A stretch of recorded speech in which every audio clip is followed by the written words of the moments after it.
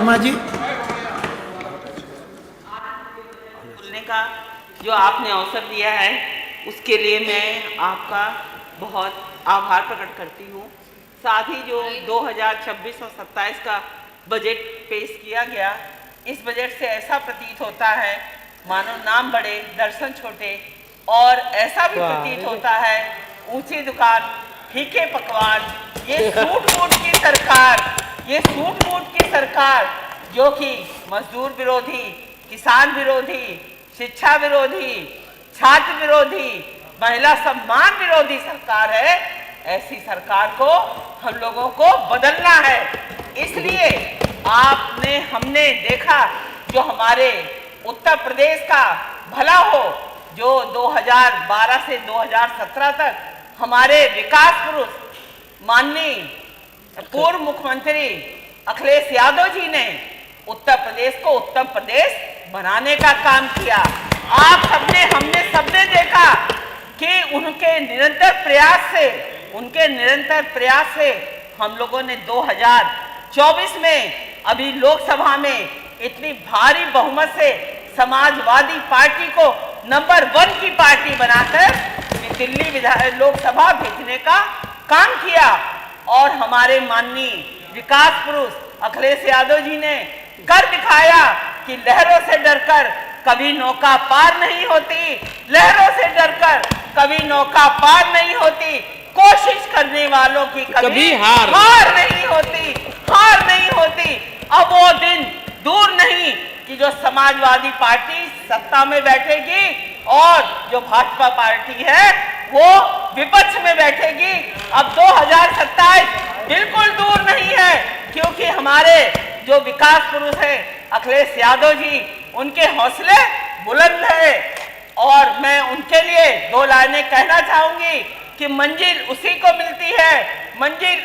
मिलती है जिनके सपनों में जान होती है, पंखों से कुछ नहीं होता, हौसले में उड़ान होती है। ऐसे हमारे विकास पुरुष अखिलेश यादव जी हैं। उनके हौसले से हम लोग 2027 में सत्ता में बैठेंगे और जो सत्ता वाले हैं वो विपक्ष में बैठेंगे। और मैं साथ ही अपने क्षेत्र की समस्याओं के बारे में बताना चाहती हूँ कि जो दिव्यापुर रोड पर याकूबपुर से झड़खड़ू तक का रोड है, वो मैंने कब बनवाने की मांग की थी, आज तक उस पर कोई ध्यान नहीं दिया गया है। और याकूबपुर को नगर पंचायत बनाने की मांग की थी, उसको भी अभी तक कोई सुनवाई नहीं हुई है। और एरवा कटरा को भी नगर पंचायत बनाने की मांग की गई थी, उस पर भी अभी कोई ध्यान नहीं दिया गया है। और हमारे विधुना में एक ही आइज हॉस्पिटल है जिसकी मैंने कब मांग की थी, जिसमें हमारे डॉक्टरों का स्टाफ कम है और साथ ही जो वहां पे उपकरण हैं वो भी पूरे नहीं हैं। तो इसको जल्द से जल्द करवाया जाए। और साथ ही ये शिक्षा विरोधी सरकार इसलिए है कि इसने अभी प्राइमरी विद्यालयों को मर्जर करवाया और साथ ही मधुशालाएं खुलवाई। जो हमारे विकास पुरुष हैं, अगर उन्होंने माननीय अखिलेश यादव जी ने पीडीएफ पाठशालाएं नहीं चलवाई होती तो न जाने अनगिनत जो प्राइमरी विद्यालय हैं वो सब बंद हो गए होते। और जो हमारे युवा हैं वो सब जो ये मधुशालाएं खुलवाई हैं, मधुशालाओं से मस्त होकर वो जाने उत्तर प्रदेश के जो युवा है भविष्य किस दिशा में जाते।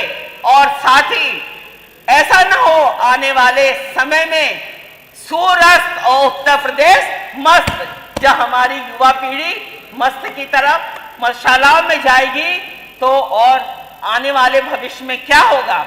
और मैं साथ ही ये भारतीय जनता पार्टी योजनाएं तो ले आती है लेकिन उसको कारगर कराने में सक्षम नहीं होती है।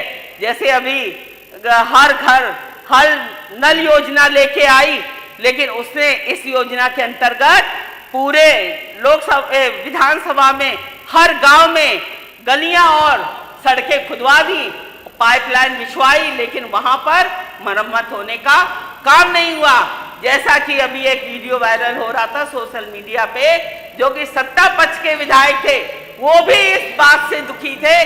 तो ऐसी सरकार जो कि यूजीसी योजना लेके आई और इसने भी वो सफल नहीं हुई और उसने यूजीसी योजना लेके आई जिसपे जनता को सड़क पे उतार दिया और साथ ही कोर्ट में जाकर उन्होंने उस पे रोक लगवा दी। तो ये सरकार ऐसी है, चोर से कहती चोरी करो और साहूकार से कहती है कि जाग जाओ। ऐसी सरकार को हम लोगों को हटाने का काम करना है। जो सरकार रोजगार दे न सके वो सरकार बदलनी है, वो सरकार बदलनी है, वो सरकार बदलनी है। इसी के साथ मैं आपका बहुत बहुत धन्यवाद करना चाहती हूँ। साथ ही मैं अपनी क्षेत्र की जनता का, जो हमारे यहाँ जोनल हैं,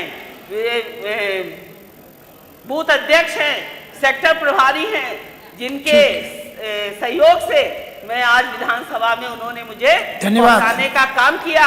मैं अपनी क्षेत्र की जनता का बहुत बहुत धन्यवाद करती हूँ, आभार प्रकट करती हूँ और अपने विकास पुरुष राष्ट्रीय अध्यक्ष श्री राम चौहान यादव जी का बहुत बहुत धन्यवाद देती हूँ, जो उन्होंने मेरे लिए यहाँ भेजा। उनके लिए बहुत बहुत धन्यवाद। श्री राम जी।